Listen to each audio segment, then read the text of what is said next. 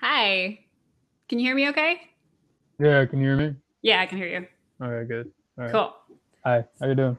Good. I think you've got the opening statement. Sure. So I went full out guns blazing. I said Hillary Clinton is the most unprofessional, unqualified, disingenuous candidate for U.S. president in recent history. I left it a little bit vague on purpose. Maybe recent history is, this last week. Who knows? Mm, Um, and you, meaning anybody, not just you in particular, should not vote for her. mm, So that's my opening statement. Um, there are a couple things that I guess we could talk about. Um, I wrote down a quick summarized list um, about things starting from like the stuff that like really scares me and things that put me off as a voter, mm. um, like the most, and then further down it kind of gets just into stuff that like is just like a peeve, like her short hair, gotta hate that. So it's a joke. That's a Okay. joke. Um, But overall, I do want to express some quick minor viewpoints, and then I want you to kind of get across like who you are as a voter or whatever, and then I'll actually get into like certain topics that I guess we could debate. Is that okay? Yeah, go for it. All right, cool. So yes, I'm a Southerner. I guess I'm conservative. Um, if I had to be a part of a political party, it would be a libertarian. Uh, I really don't care about uh partisan politics. You know what I mean? I know there's always a lot of reps versus Dems crap. Like online. People kind of, if they see the color blue or red, they just align to it. You know. Hmm. And as a matter of fact, I don't know where you live, but down here in Texas, there are signs everywhere that don't say vote Hillary or don't say Clinton in 2016. It says vote Democrat, and it has a picture, and it's a poster. It has a picture of JFK, Obama, Bernie, and then the very last one is Clinton, and it says just vote Democrat. You know what I mean? Like you just align yourself Democrat. You know what I mean? Don't even care about who she is as a person. Hmm. So what I'm trying to get across is that I would vote Democrat if there was a good Democrat candidate, but I just don't feel that she is one. Mm. So that's generally how I feel. Um, and I feel strongly enough about it that I would never vote for her. Okay. So yeah, so that's where I'm starting. Okay. So where I'm starting from is I came into this actually as a Bernie supporter. I voted for Bernie and I was a very, very strong Bernie Sanders supporter until he like dropped his campaign. I was super sad about that. I really wanted him to enter the primaries and but it didn't happen. And I Mhm. think there was an incredible amount of anger. And for what it's worth, I am in Oregon, so I'm in the like Pacific Northwest. We're a little bit more, progressive up here. We're a little bit more liberal. However, my entire family is actually from Mississippi. I moved here from Mississippi, so I definitely know that kind of like more rural conservative bent. Um, and there was a lot of anger because a lot of people felt that the way he was treated, especially by the Democratic Party, was extraordinarily unfair, and I agree with that. Mhm. However, from the point of view I'm at, Hillary really is the only viable candidate. I feel like she's the only one who could even pretend, like she's the only one who is a politician in this, and it's really, yeah, I mean, I don't agree with everything that she has said, and Mhm. I don't agree with all of her politics, but at the end of the day, like I'm not going to get everything I want. And I think that is a huge like wake up call for a lot of voters is that politics is not emotionally feeling good about the person you're voting for. It's about, compromise a lot of the time. And compromise is like you're not getting what you want 100%. You're just hoping to move forward and progress slowly towards something that Mhm. everyone can live with, you Mhm. know. But yes, Okay. definitely. So I guess from that jumping off point, I can already. I mean, I'm already trying to read the comments. I don't have my glasses on because I get a ridiculous glare. But Yeah, I've got that right too. pretty much everyone's just like in comparison to Trump, right? which I think that's a valid comparison. You know what I mean? Right. I mean, I've heard the metaphor a lot, or the, I guess, comparison a lot, that Hillary is a known quantity, you know, and I think that it's a bad known quantity. You know what I mean? Mm-hmm. Versus Trump is an unknown quantity. So it's kind of like pick your poison, like poison X, which will kill you indefinitely, or like mystery poison. You know, it could make you super strong. Who knows? You know what I mean? Mm. Um, but at the same time, I have to wonder, like, uh, you know, why not? If you're not, I mean, if you don't want to support Trump, which is fine, um, why not support like Gary Johnson or Jill Stein? You know what I mean? Like they're Mm. both politicians. They're both definitely viable. You know what I mean? Just because they're not maybe Republican or Democratic, I mean, still, I think that Mm-hmm. just fringes on this bias that you have to be part of the you know partisan elite in order to, or the bipartisan elite in order to, make any type of waves. You know what I mean? Right. Unfortunately, that's kind of true. You do. One of the problems with Jill Stein is that number one, the Green Party is a complete mess. They are Mm-hmm. totally disorganized. They can't get anything done. They have zero representatives in the House, the Senate, and in Congress. And so Mm-hmm. if she were to magically get elected, that might be great for the environment. Does she have good ideas about literally anything else? It's such a complex system. You can't just be a one topic person. You can't just be like, I mean, I first personally believe that climate change and the environment is extremely important, but Mm-hmm. like if that's all you care about, there's a huge amount of things that fall by the wayside. And how on earth would Jill Stein or Gary Johnson, for that matter, get anything done in it's not like they're becoming king or queen of the United States. They have to be able to persuade people to work with them. And Mm-hmm. if you have no supporters and you have not bothered to use any amount of diplomacy to get supporters, Mm-hmm. uh, and like highly influence people, you're SOL. Like you're completely not going to get past like anything that you want, even good things. And so you're just sort of a lame duck president at that point. And again, Gary Johnson, as far as Gary Johnson's concerned, I don't agree with a lot of libertarian agendas because I feel a lot of them are very extraordinarily oversimplified. And that's kind of what I'm seeing from him a lot of the time is like just Mm-hmm. like things need to be, done by the states. And also they seem to have no interest in taking care of like, they want to get rid of like social services. I see that a lot with libertarian views of Mm-hmm. like we Well, like shouldn't a have federal social level. services On a right on the federal level. federal level, but that leaves people in poorer states like for instance Mississippi like in the most intense poverty. And it leads people to like what happens is unfortunately there are states that can't get their shit together. There really Mm-hmm. are just completely incompetent states. I know, I lived in one for a very long time. And when a state is incompetent or poor, so many people down the road suffer horrendously because of that. And that's why the federal government has to instate But support and overarching rules. so what I want to ask is, what exactly do you think that the federal government, is competent at that state governments aren't?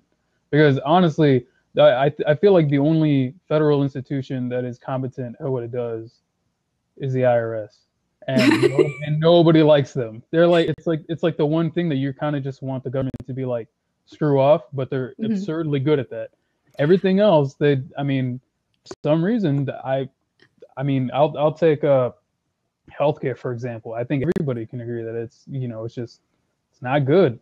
You know what I Mhm. mean? I think everybody, or take my personal favorite that nobody ever wants to talk about for some reason, is public education. Mm. You know what I mean? How is it that you can spend so much money, or you can collect so much in taxes, and you can have so much money, uh, and yet kids are getting dumber and dumber? You know what I mean? It doesn't make Yeah. any sense.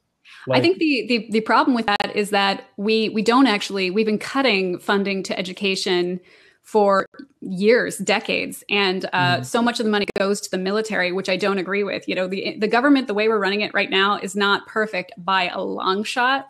mm, And that's kind of why I'm hoping moving in a more progressive way with Clinton, with what she's saying that she wants to do. Those are good things. I'm hoping that she will do them. She did do get a lot of things accomplished when she was first lady. She did get a lot of things accomplished when she worked in the Obama administration. So that's a can I good ask what sign. exactly she got accomplish on a federal level that would like stand out as an achievement for her? Because me honestly, I can't think of any. She worked really hard to reform healthcare in the 1990s. Which she called Hillary Care, right? I don't remember She actually. I was well, very young, part of but her campaign. mm-hmm. This is from what I know from when I saw her from when I saw her on debates. She wanted to reform healthcare, Mm-hmm. and then it took Obama to do it. So we call it Obamacare, she likes to say that, oh, we called it Hillary Care before Obama came, Right. and that's like a giant mess. That nobody likes Obamacare, and that, I mean, it's an expensive venture that is going down the crapper, like the same that almost any federal program is going down. So I Actually, mean, a even lot of then, people like Obamacare. It seems like rich Republicans don't like the Obamacare, and people they who don't speak very like it, vocally about it. the people who don't like it are the people who, for example, like, because you have a government subsidizing healthcare. Well, it's not Mm-hmm. really healthcare; it's really insurance. Mm-hmm. Um, so what happens is that other people's premiums have to go up. I mean, it happens. It happens everywhere. See what I'm saying? Mm-hmm. Because if you mess with like natural like supply and demand of like a market, Mm-hmm. what happens is you get one overinflated, and so then the other one has to match it. See what I'm saying? Right. So So the pharmaceutical, and I've been dealing with this recently, the pharmaceutical industry that we have mhm, in the US is extraordinarily corrupt and messed, just complete, it's a complete travesty the way mhm, the American business system uses and abuses their power in the United States. mhm, And reeling that in with the amount of lobbyists that they have and the amount of people, like especially like rich Republican senators and rich Republicans that they have mhm. supporting them is really, really hard. You know, again, fighting for Hillary Care or Obamacare, it really is a fight. You can't, you're not king or queen. You have to like convince people. And with people getting in your way and trying to squash what you're doing every step of the way, yeah, it is going to be a tremendous mess. So you talked about the power that they have, but and then you mentioned the lobbyists. So Mm-hmm. then, wouldn't you say that government regulations are a part of the problem? Because the only way that the only thing that a lobbyist is going to do is they're going to try to get a certain law going, right? Right. And obviously, like, the lobbyists are going to go towards the agenda of the person that they're lobbying for, which is the corporations and all that you were talking about. Right. So wouldn't you agree that we would have to downsize on federal regulations and federal government in order to stop that? No. Why not? Well, okay, we're getting totally off track. Well, not really. I mean, because the thing is, like, I mean, these are the things that Hillary is okay with. I mean, like, she Mm-hmm. wants bigger government. You know what I mean? I But don't when think you that get, she does. I think she wants more comprehensive, like better structured government.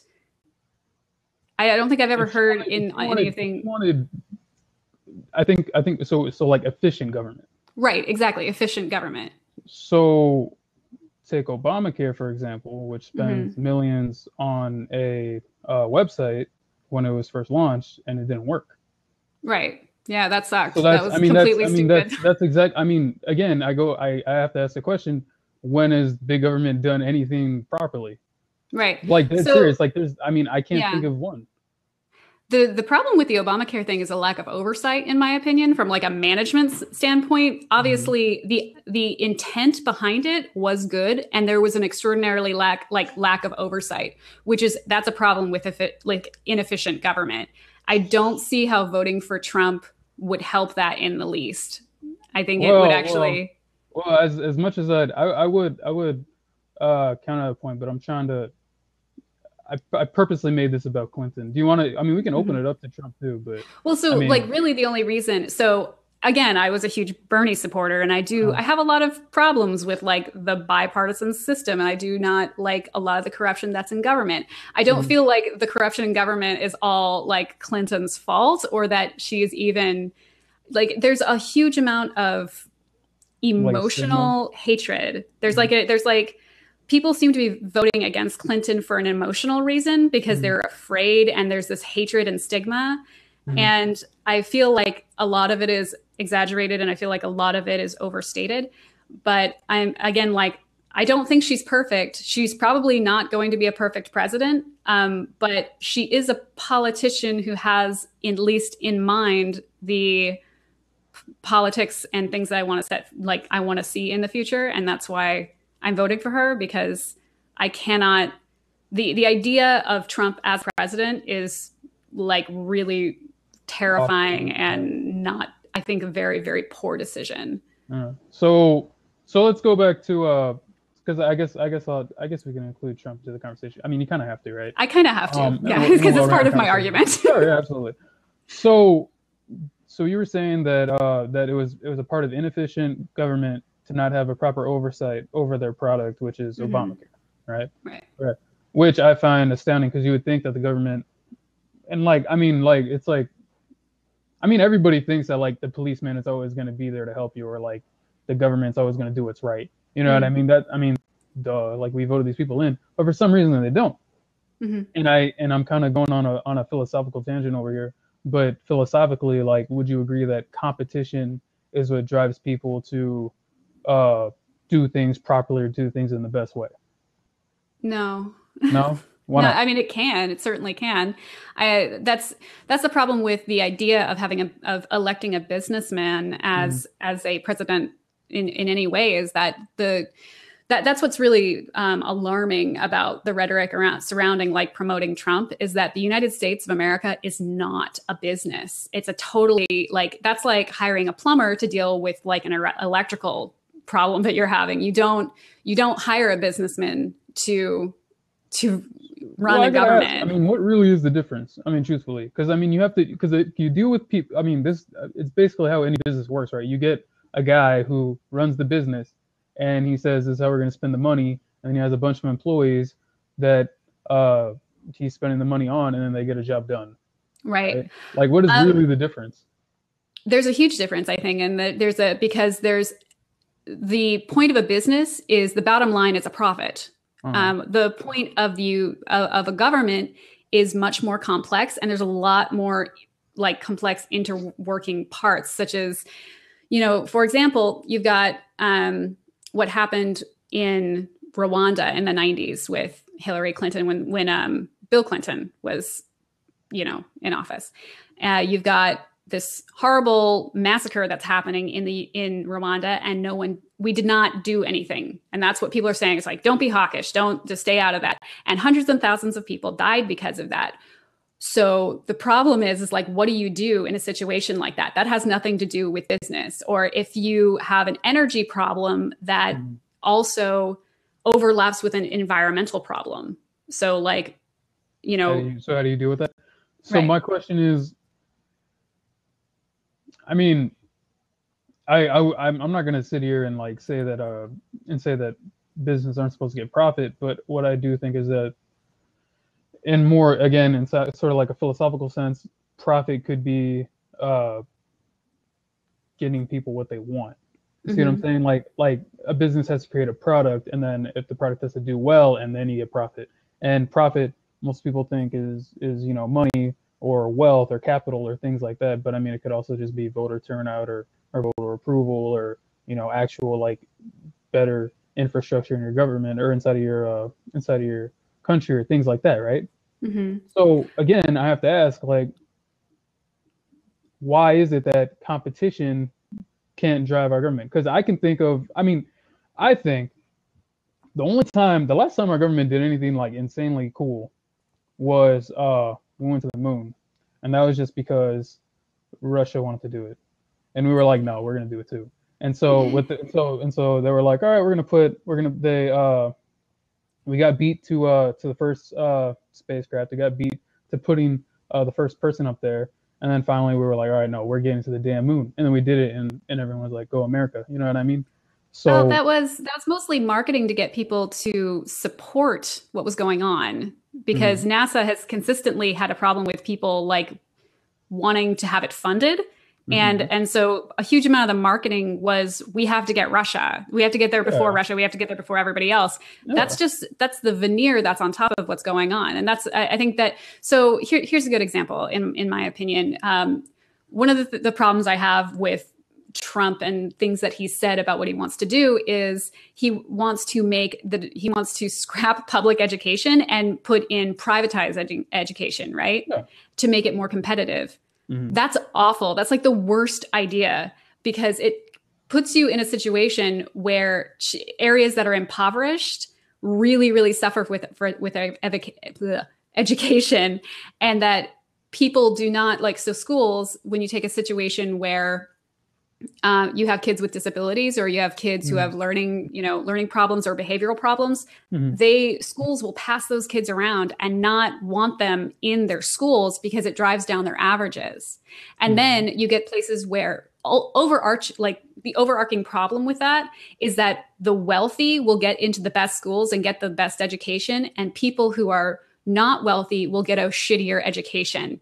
That is totally unacceptable for America, because we're supposed to be this. Though? I mean, that's already happening, right? Only because we're not properly funded education. You can properly fund it all you want, but I mean, what happens is you put money somewhere, and then you have like 1 million people on different committees or different faculties or whatever, and they're like, all right, so I'm in charge of directing I don't know, education, right?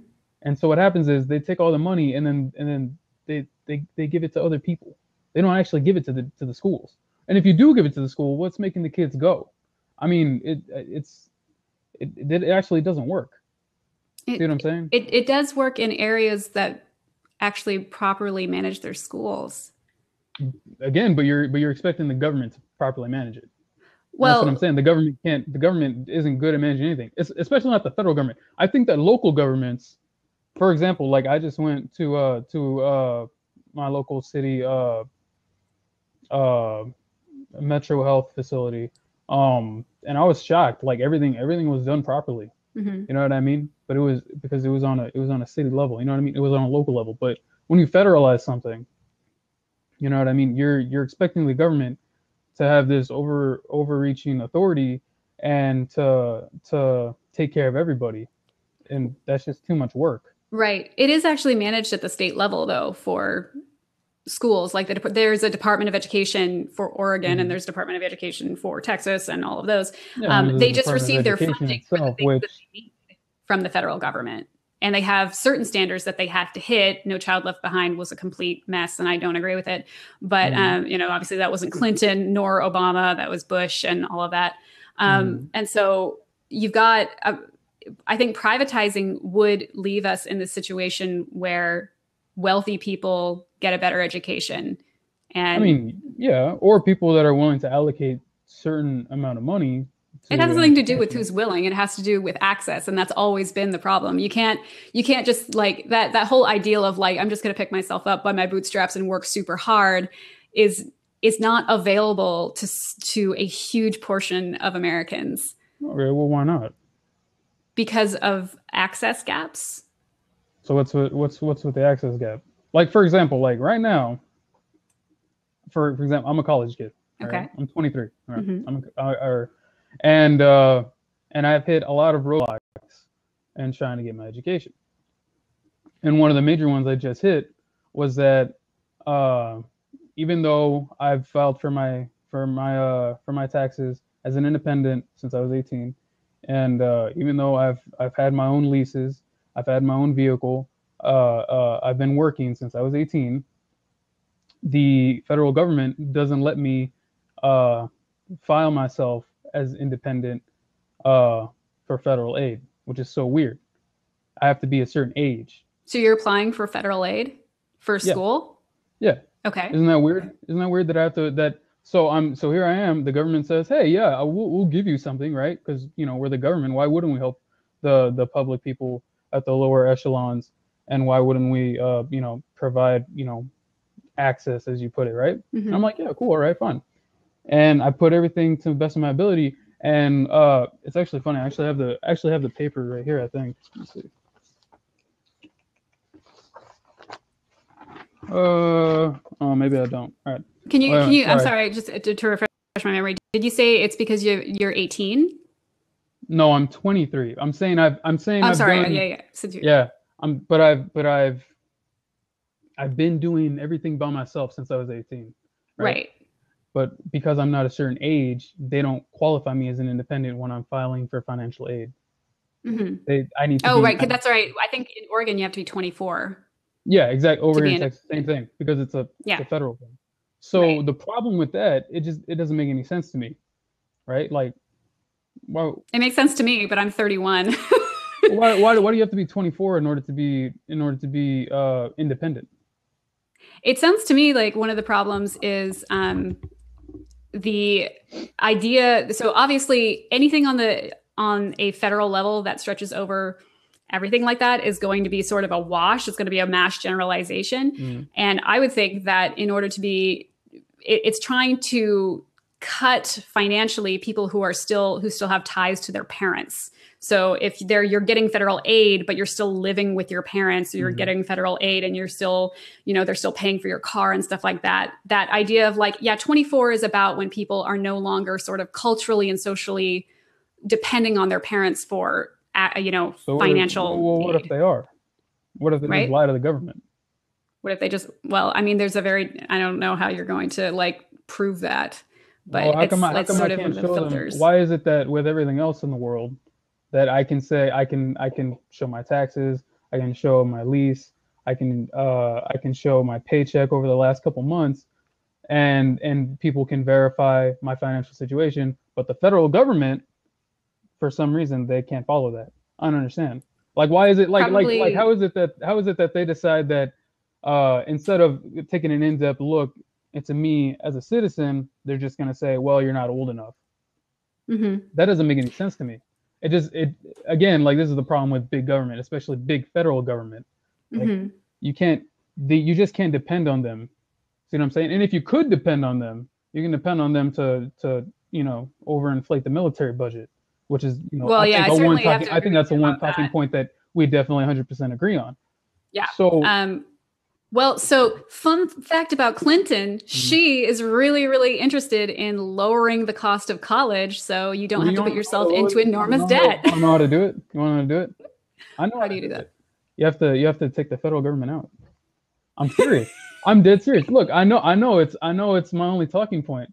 I know my own talking point is that, take the federal government out of everything, but it's going back to the whole supply and demand argument. What happened was the federal government said, okay, yeah, we'll give out guaranteed student loans, and then the colleges were like, there is guaranteed money coming into us.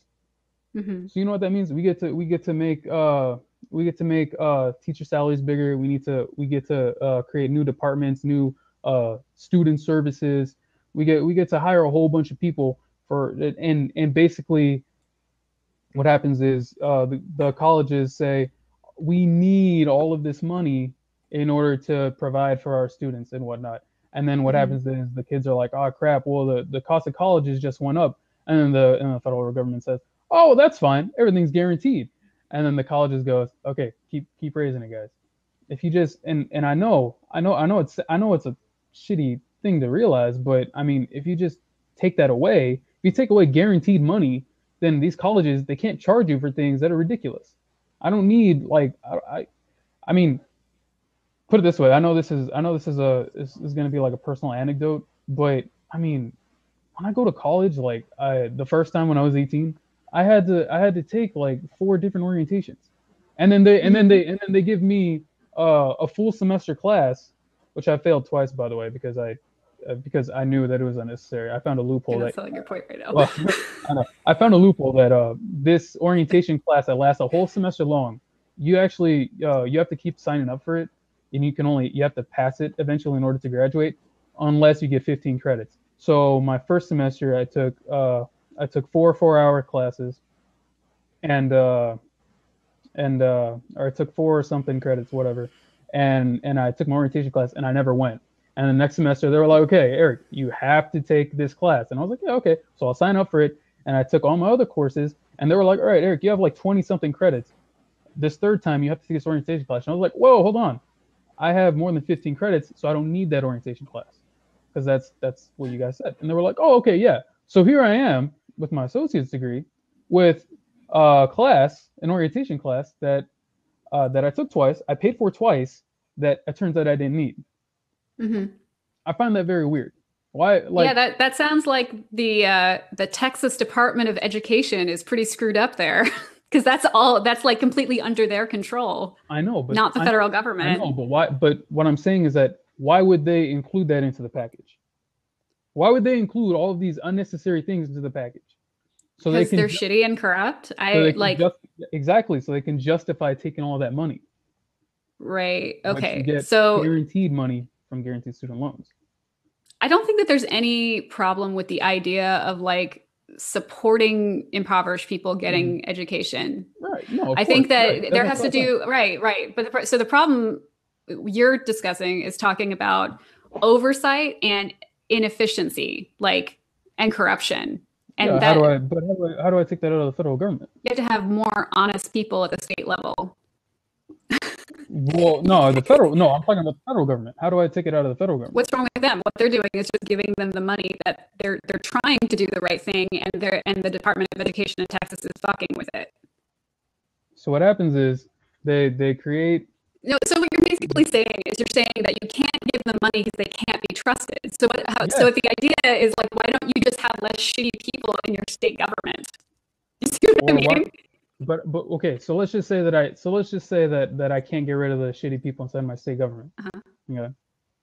Why not? How about the federal government says, all right, we're not going to let them get away with it. We're not going to give them the knife to cut you, right? So the other way that you could do that is actually have, instead of having less oversight and saying fuck it, we're not going to like give you any money, we could have more like double down on them and put the pressure on them more and say you're not getting any more funding until you stop these corrupt practices. How about that? So so then, but so how do you prove that it's corrupt? You have Because somebody go in there and they investigate justify it. it. They say because they justify it. They come out with statistics. They're like people who take this orientation class or people who have X amount of student services. They tend to do well in college, and because they tend to do well in college, according to our statistics, which we provided, don't Mm-hmm. worry about that part. Okay, because they do well, that's why we need these services inside of our college. And then the federal government has to look at it and they have to say, well, shoot, I all right, here's all this money. They don't have to do that. They could investigate it further. They But could. They're not, well, and how I come don't they think haven't? that's How come they appropriate. haven't? I mean, this has been going on. I They're mean, this has not been going on funded for years. properly. They don't have the time or the resources because we're putting so much money into the military. I'll tell you So something. I'll tell you something Hillary right now. Clinton wants to actually devote more money and resources to education to stop bullshit, corrupt things that are fucking with your education right now, which I think is pretty good because I actually got screwed over a lot in my education too. And I've got Mhm. thousands of dollars in student loan debt that I believe I just got an email yesterday. It was like, you went into default. And I'm like, that's fine. I don't even know what I'm going to do to deal with this. But Mhm. like, I don't think, I think that's the difference in our approach. It's my Mhm. approach is you need to dig down deeper and say you can't fucking do that. You're not allowed to screw with people like that. What happened to you is wrong and that's stupid. Instead of saying, well, if you're not going to do it right, we're just not going to help anybody.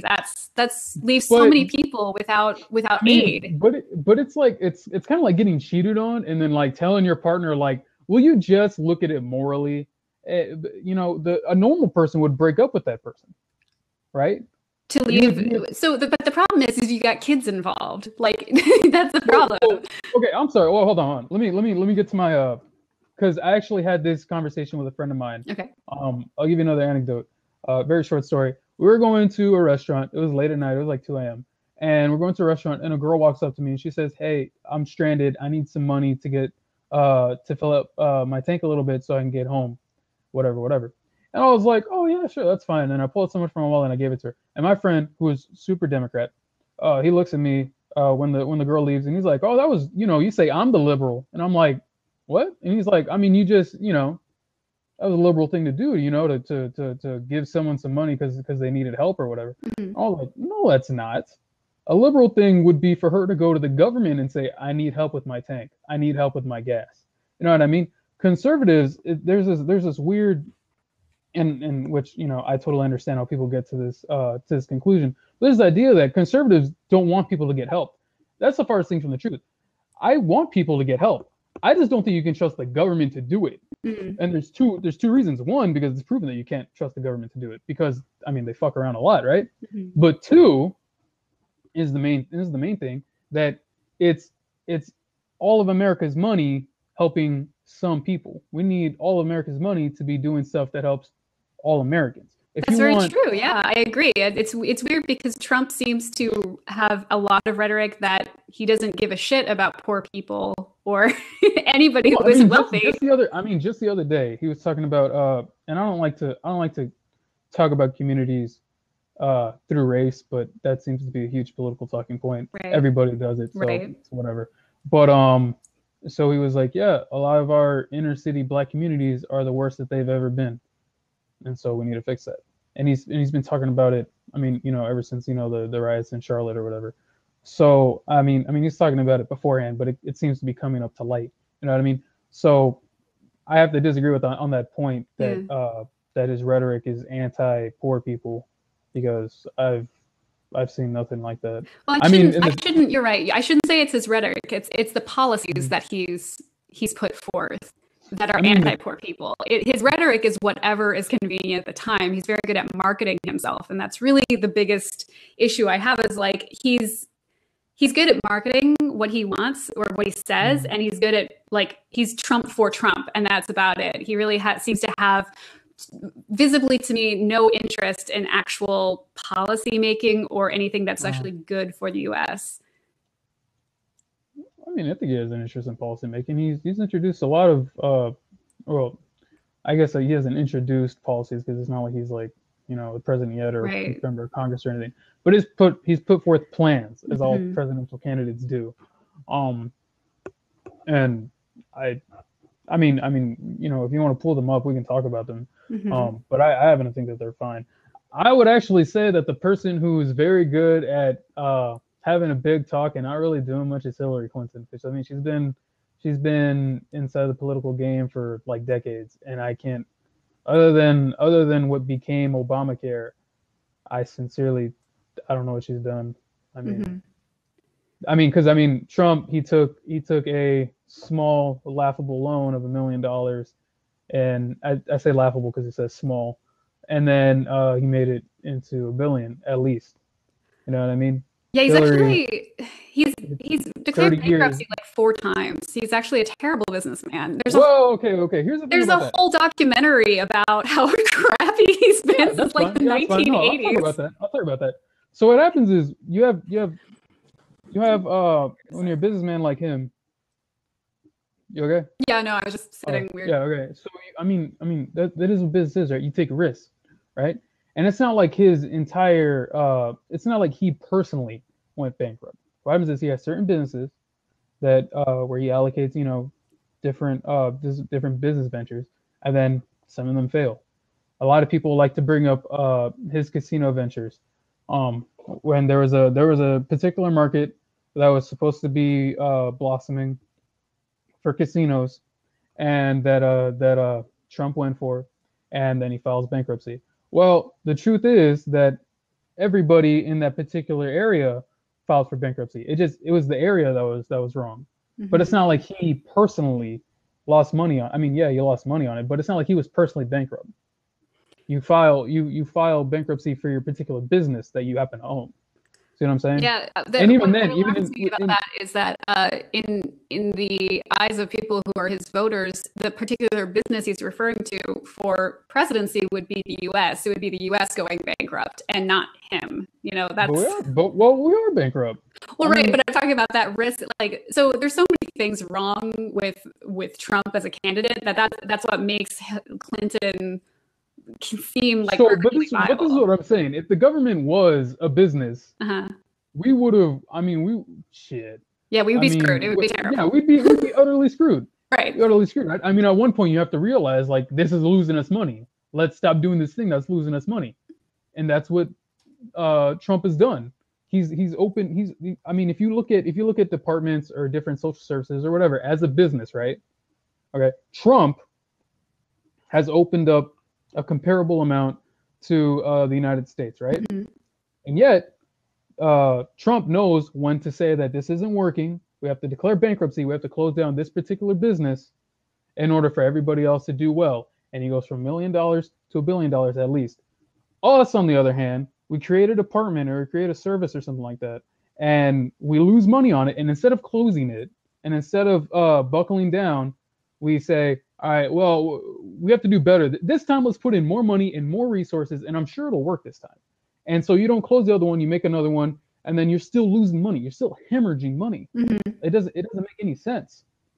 Well, so from that perspective, I mean, why not? Like, I mean, it sounds to me like a guy who's gone bankrupt 4 times and is still a billionaire, and he still has at least what, dozens of other businesses. I want to say 100, but I mean, I don't know all of his businesses. Right. But I mean, it seems to me like a guy who has other businesses that have succeeded and are doing well. Like, why don't you look at that? You know what I mean? Because if it's like a success rate type thing, you know what I mean? Like, let's just say it's like, I don't know, like I actually know for a fact that inside of those 4 bankruptcies, it was multiple businesses. He just happened to roll them all up into one bankruptcy. Yeah, so if it's the business that goes out of business, like if it's the business that goes bankrupt, then it's distanced from him, and so he can say that the business went, bankrupt and not him.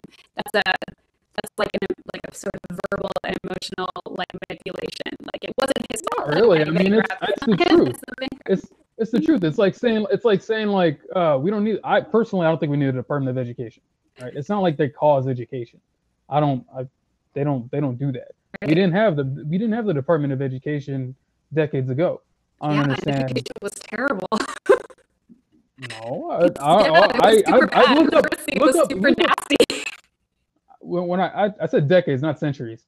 Decades being like 30, 40 years ago. I forget when the Department of Education was introduced. But you look at like the 50s or the 40s or the 30s, right? You look at the tests that they took in high school. I don't know any of those answers. I don't know any of them. I'm serious. And I went to a magnet school.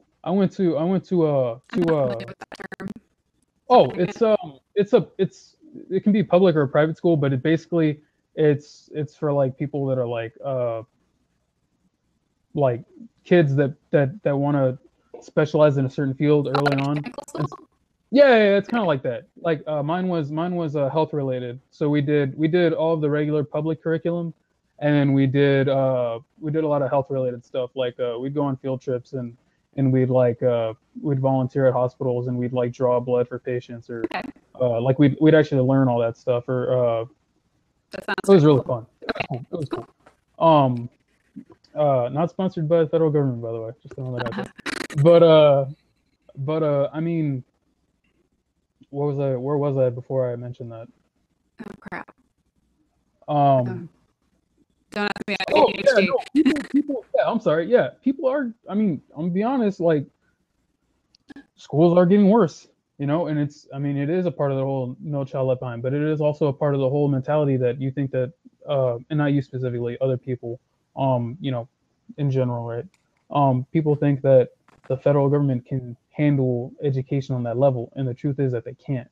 You know what I mean? You do need specifics. Right. I mean, you do need state levels, and so that's what I'm saying. Like, constitutionally, the federal government is really, correct me if I'm wrong, but I'm pretty sure they're only responsible for like 3 things: borders, military, and money. Pretty sure that's it. I don't think the federal government doesn't need to do things like provide nationwide healthcare or put regulations on like insurances. It doesn't make any sense to me. Well, so the reason they provide healthcare is because so many people would go without it, because the states cannot manage it. They've shown that they can't manage it. Like this, I keep coming back to Mississippi. I also lived in Florida, and there's just like, on the state level, there is such a level of like incompetence and like inability to care for people that so many people go incredibly unchecked and living out in rural, poor areas. So really what it is if the federal government getting involved is an oversight to try and help people that need health care. I'm on state health care right now and it's like, it's not amazing, but it is going to like allow me to get emergency healthcare if I need it. And without that, I would be completely uncovered. And so like it's basically raising the standard. Like that's the thing that is alarming to me with so much of like we don't need social services. Like so many people really do need social services, and the people who I see saying we don't need social services are almost entirely like completely able-bodied, able-minded, like healthy people who don't seem to have anyone in their lives who is suffering in any way from like maladies or conditions that are like consistently chronic, or also like the basic concept of like getting old. It's always like young healthy people who are like we don't need social security. It's like say that when you're 70. Like what's going to happen to you? Everyone thinks they're going to be rich when they're 70 and they're not. Well, why is it you can't depend on like a private organization or a private charity or like I don't know, like a religious facility or something like that? We shouldn't have to depend on a religious one, obviously, because you don't want to have to be on other people either. I mean, it's the same concept. Like you're dependent on someone else, but one of them you're voting the law to force them to do it, and the other one is doing it because they want to. Not necessarily. A lot of religious institutions do it for money. Well, yeah, I mean, they can do it for money too. I mean, but I mean, they're still helping them, right? I mean, what's really the difference between going back to the girl who wanted gas money? She went to me, I was a private organization, and I was like, oh yeah, sure, yeah, I'll give you that, sure. And I just let her be on her merry way. Instead, she could have had to, I mean, it was 2 a.m. Where's she gonna go that the government is gonna provide that type of help on the spot? She could have called the police. That's like yeah, she could have called the police. And then she has to wait for them to come over there and then to say, ma'am, what's the problem? And she says, oh, my car, whatever. And maybe they'll give her change to go to a bus station. Maybe they'll actually take her car over there. Maybe they'll give her money. You don't know. But I mean, you're really going to use 911 services to get a police officer over there to tell you to give you gas money? No, you can get them to drive you home.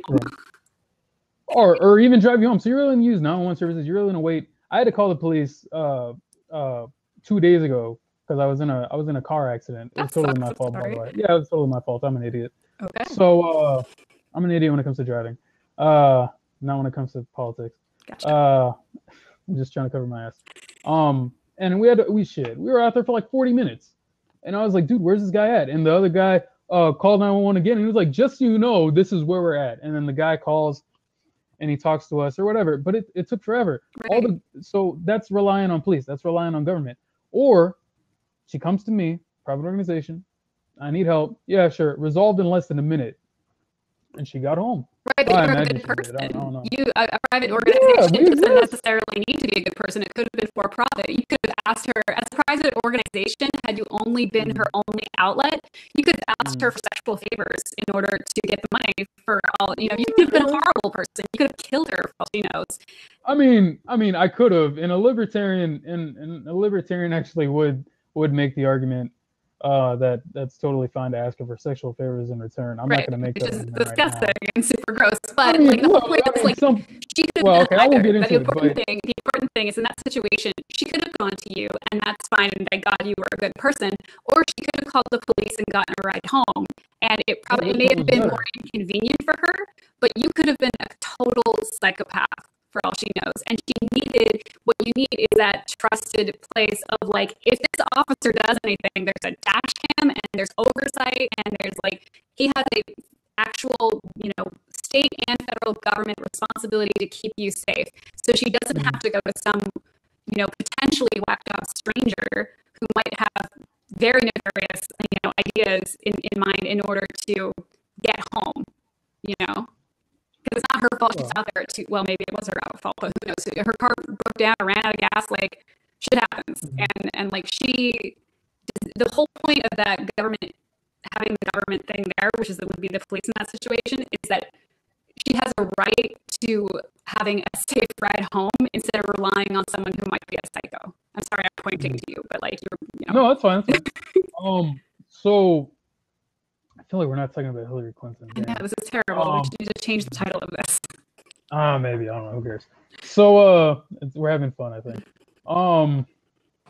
But the kind of the crux of my argument isn't that nefarious people exist and that it's the point is that the government isn't the only person willing to do it.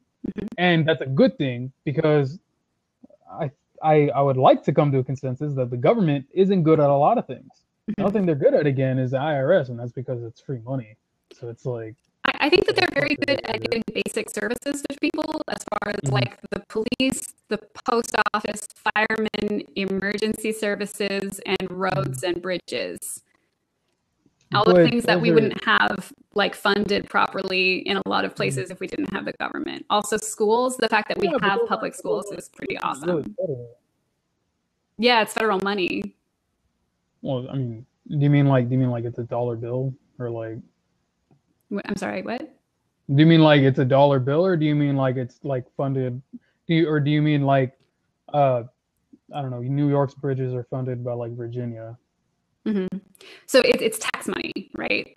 It's tax money that goes from taxpayers like you and me, and then it goes to the federal government, who then dishes it out to other people for. Yeah, but I mean, the state itself collects tax money too. Huh? What I'm saying is that the state itself collects tax money too. Right. So I mean, get federal and state. Yeah, absolutely. But the thing is, what I'm getting is that the things that I mean, obviously, policemen are good, right? Well, but sometimes. Sometimes, I guess. If you're not black. Fair enough. I mean, but that's neither here nor there. We'll get to that debate later. Some of us. But I've had good interactions with police. Me too. But I'm white. I'm white, black, and Latino, whatever. It's just, but that's something I can depend the state on. You know what I mean? I was reading this book. It's called The Prince by Machiavelli. It's like a philosophical book or whatever. Yeah, I know. And he was basically talking about that the best way to rule a certain place is if you're actually there, because then you're there with the people and whatnot. You know what I mean? You actually see the problems, you actually understand the problems. And the federal government, it's just such a huge body that they aren't there. Right. And the thing is that they're just so detached. I mean, you have to vote in your representative or your senator, and then they have to get with every other senator, every other representative, and then they have to pass certain laws based on that. And then let's just say they pass a law, right? Like, for example, the new 9/11 bill that got pushed through Congress. It was a bipartisan bill. Everyone was like, yeah, okay, so we should be able to sue Saudi Arabia, right? And the president vetoed it. And you're just like, well, here we go. The states the states working on a micro level, then they get to a macro level, and then they get to the biggest level, and then the federal government right there says no. And now maybe we have to see if we can get enough votes to override the president again. Right. Like, but should we? Well, that's not what I'm getting at. The point is that what I'm getting at is that people want something, and they have to go through so much already just to have the federal government say no. And then somebody like Hillary Clinton comes along, she says, let's get more federal government. What I'm saying is that you have to tear down these blockades because it's what the people want. Right, you know but so the whole point of having someone to govern a large body of the people is that often the people don't know what's good for them, and they make really rash emotional decisions that are fucked up and hurt a lot of people. That's why you have to have more logical, methodical people in office. I think, considering what the idea of like suing Saudi Arabia, I can imagine. I mean, to be fair, I haven't read this bill and I don't know too much about it, but right off the bat, that seems like a huge diplomacy risk for a country that we're already have very tense relationships with. And so like, aren't they one of our like biggest allies? Well, it could be. I mean, like it's like you can really fuck with that, and that could put a huge amount of stuff at risk. The major problem, I don't know if I want to get into. Well, okay, I won't get into the bill. You don't have to get into that, but also Clinton is not asking for larger government. She's asking for more efficient government, because she has also been critical of the way things are in the past and been like, it doesn't need to be like this. We can have. What has she been critical of the federal government that she wants to change? Because I can't think of it. Like she didn't like NAFTA, which, by the way, when she was first lady, she was like vehemently pro NAFTA. She was pushing that. Yeah, I'm not a fan of that. Yeah. Well, yeah. So, and that's one of the reasons that I was Well, no, she doesn't say that she's lying. Actually, it's been a decade. No, I think that she's lying. I don't think that she would never say she's lying. Uh-huh. But I don't. But I think personally that she's lying. I think she's a liar. I can't. I mean, shit. I mean, let's go with emails for example. I only have about 30 more minutes. By the way, I'm sorry. Okay, that's fine. But I think this is fun. How can I mean, shit? Why? How could you? She deletes emails. That she gets the FBI to redact certain information from emails. Mm-hmm. She says that she's being transparent as they release certain emails that are cherry picked by her and other people. Like, how is that honest? You know what I mean? How does that show? How does that? And then on top of that, all of her confidential information. One, she says that she wasn't trained on confidentiality. Mm-hmm. Measurements, which is phenomenal. I don't know how you can be first lady into a person inside of Congress, she's Secretary of the State, mm-hmm. and not know anything about confidentiality, right? So that, I mean, let's take that for example. And then she puts it on 13 different devices. She puts it on a BlackBerry, one that wasn't even issued by the state, one of her own personal device, mm-hmm. right? Super vulnerable. Mm-hmm. Nothing seems to have come of it. Like, what do you mean nothing's come of it? As far as I know, like with the emails, like nothing's bad has happened because of it.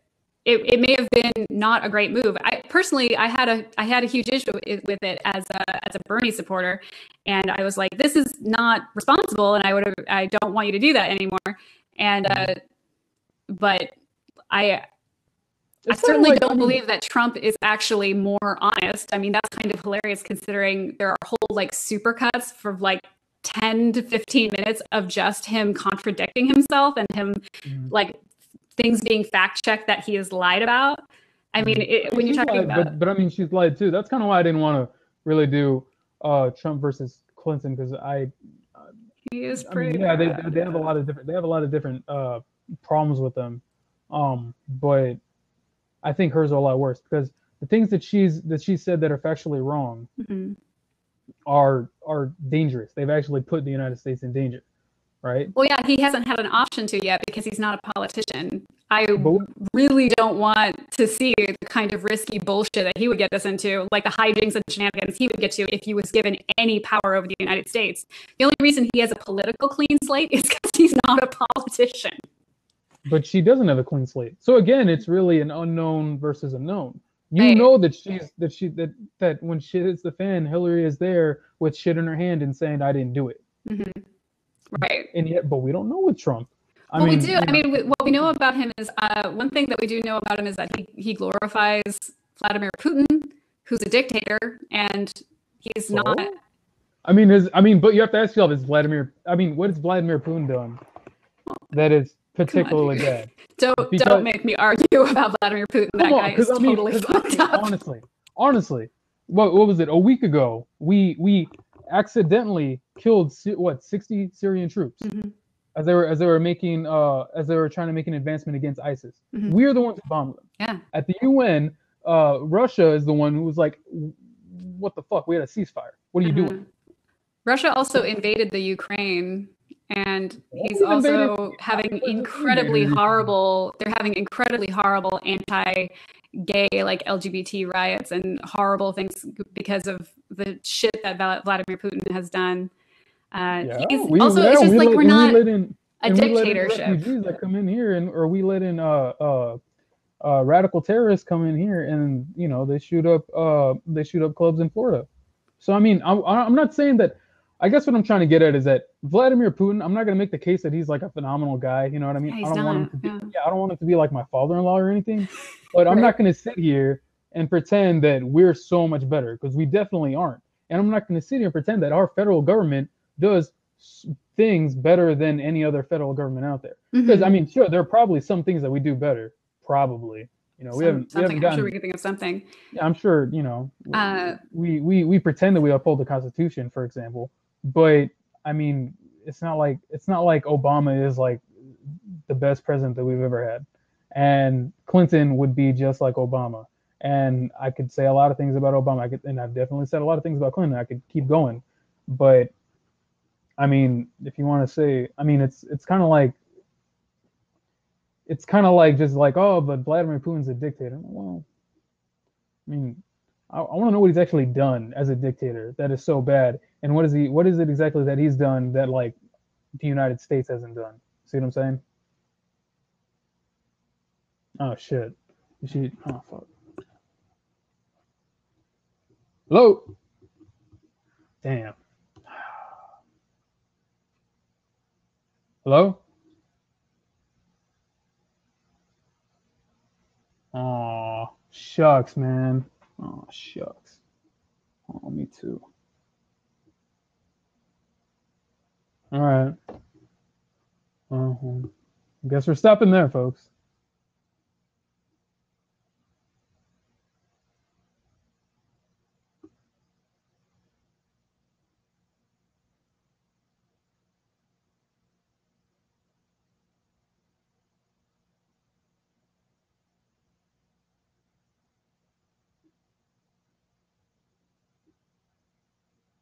Hmm.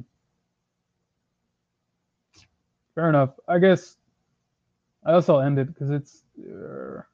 I had a little bit extra time, but we can just. I guess we can just end it. That was fun.